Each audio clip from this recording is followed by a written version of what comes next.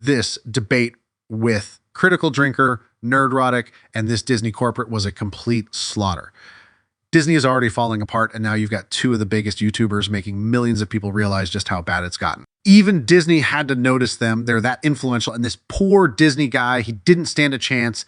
Critical Drinker, Nerdrotic took him apart piece by piece.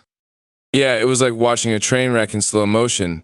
The Disney guy looked like he was going to cry by the end, and honestly, he deserved it. When you're defending a sinking ship like Disney, you better bring your A game.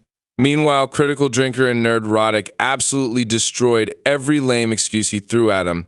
They know Disney better than Disney knows itself. We watched the entire debate, so we'll show you guys the best parts, starting with the host, Piers Morgan. The House of Mouse is falling down. Disney's last 4 big releases have bombed at the box office. The company is currently no longer Hollywood's #1 film studio. Recent box office takings show even Marvel has lost its, Marvel. And critics say the reason is simple. Disney's prioritized identity politics over entertainment, pushing messages audiences don't want or need to hear. So have they got a point? Well, to discuss all that and more, two titans of YouTube are returning to Uncensored by popular demand, Critical Drinker and Nerdrotic. I mean, otherwise known as Will and Gary, but I prefer your stage names, guys. We're going to stick to those.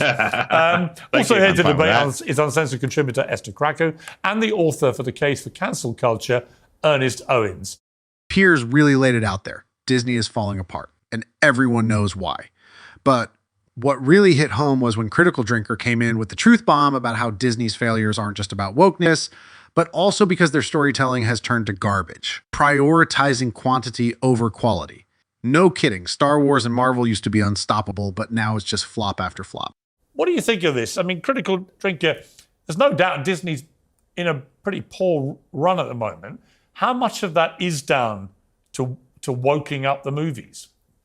I mean, I think it's definitely a factor, but it's part of a much bigger picture that incorporates other issues like a general decline in storytelling quality, a prioritization of quantity over quality, and like delving too much into identity politics, which by their nature are divisive. Of course they are. And so all of those different factors working together have slowly undermined their creative output to the point where all of their major franchises are failing. Star Wars is kind of a disaster at the moment. The Marvel Cinematic Universe that used to be this money printing behemoth is churned out flop after flop in recent years, and even their own unique animation movies like Wish, Haunted Mansion flop, Pixar flops all over the place. Yes, exactly. All of those different aspects of their creative output have flopped, and they've got nowhere to go at this point. Critical Drinker really hit it on the head.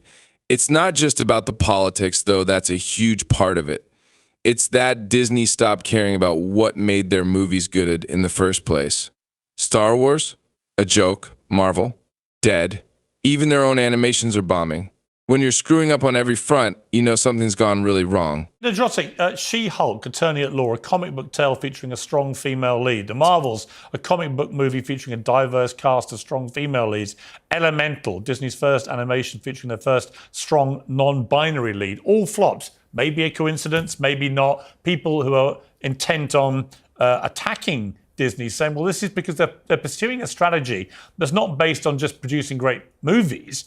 They're pursuing a strategy trying to appease the woke brigade who will come hunting for them if they deviate from the woke worldview. Your thoughts?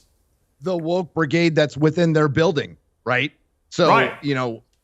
We see all these third-party companies in gaming that's going off right now. But like Disney is that third-party company. They are the DEI department. Lucasfilm is the DEI department, and now Marvel is too. And it was really easy for comic book fans to figure this out because we read the comic books. She-Hulk, for example, was a great comic book. It was reverent. It broke the fourth wall. That the famous run is by John Byrne, and I love the comic book.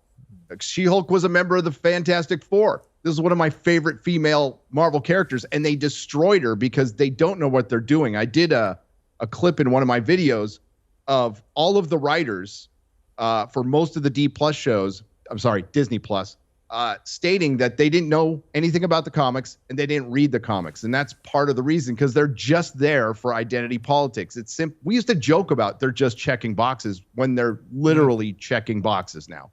Yeah, Nerdrotic is right. Disney's become some sort of corporate diversity checklist, not a movie studio. They hire people with zero passion or knowledge about the projects they're working on. But hey, they tick the right boxes. She-Hulk was a fantastic character in the comics, but the Disney version was a total disaster because no one behind the scenes knew what they were doing and had very little understanding for the character. It's hilarious. Disney thinks it can coast on representation, but what's the point if the stories suck? They're not hiring talented writers. They're hiring people who don't even care about the source material. It's all about irrelevant checkboxes and not about quality content. So there's a lot of misinformation. And I think the issue is that no one here is actually really reading the real strategy. The problem is several things. There's a missing implication. There has been arguably films that were super successful. Black Panther had a predominantly Black cast, not all Black cast, and made $1.3 billion at the box office and had a really successful sequel. The reality is that when you start saying woke or DEI, there's another implication there where you're implying in many ways that what is the opposite of lack of diversity in those films? It's feeding to an all white cast or majority white cast and a lack of diversity. I don't think that that's what Disney's trying to do. And I don't think that's what Hollywood should do because it doesn't reflect the society we live in. However, what's missing in this conversation is that the reason why a lot of these films are not doing as well is because many of them are spinoffs, sequels, or there's just overall fatigue in the market where people want original stories. So I do think that rather than try to make this a culture war, which really it isn't, it's more of a change in taste from the audiences and what they want. Let's keep it 100. Pixar has not really made too many original films that have really been able to be fully marketed. And there's been an oversaturation of them. There's an oversaturation of Marvel. But if you look at other films elsewhere, there has seemed to be a trend of liking diversity, TV shows, streaming platforms. And so it seems to be a little bit intellectually dishonest to frame it in this way. This guy is either blind or delusional. Black Panther is actually a perfect example of how to have a diverse cast for a well-performing movie. The difference between Black Panther and many other recent projects is that the story was being prioritized over everything else. It wasn't about checking boxes, and sequels can still make money if they follow the right formula. But Disney just can't make good movies anymore because they prioritize their agenda over everything else. And fans notice. That's why their oversaturation excuse doesn't hold water. Exactly. Look, people will happily watch sequels and prequels if they're done right. Disney's just making trash, and this guy's trying to pretend it's because people are tired of sequels. No, we're tired of bad writing and being preached to constantly. Esther, your thoughts? Well, I think that the argument that they've not been making enough independent films and that's why they've been flopping. Well, the independent films that they have made have also flopped because they've not been focusing on storytelling. They're always thinking, how can I have a transgender Muslim Black woman in there? And they've stopped thinking about storytelling because they actually look down on the audience that they're targeting. I also think there's another dynamic here, which is actually the media. So the media works against them. So if you actually just wanted to tell a story and the entire cast of that film was white, even before you watch the movie, all the promo will just be saturated by these sort of pink news articles saying, oh, it's sexist, it's homophobic, it's transgender. So even before the film comes out, you have media working against you. So in that, and the media will be easily disseminated. So that will kind of kill the buzz before anyone bothers to watch the film. And I think that's the issue. They've stopped respecting the audience and they feel the need to preach to them. I just think that's so right. I just think Disney should go back to what they're good at. It's a fantastic company that used to make fantastic movies and hardly ever had a flop. Esther nailed it. Disney's not just telling bad stories, they're insulting their audience while doing it. Every movie feels like a lecture on pushing a message instead of entertainment, and they wonder why everything's flopping. Disney used to be the gold standard because they understood their audience. They knew people wanted great stories, not lectures. Now, they've completely lost touch with reality, and it's showing in their box office numbers. Yeah, they think we don't notice when they're more focused on shoving their messages down our throats than actually giving us a good story. And then the media piles on with their nonsense, calling everything sexist or racist before anyone even watches it. Disney is just digging its own grave. It's funny, isn't it? The company that used to dominate entertainment is now being schooled by YouTubers.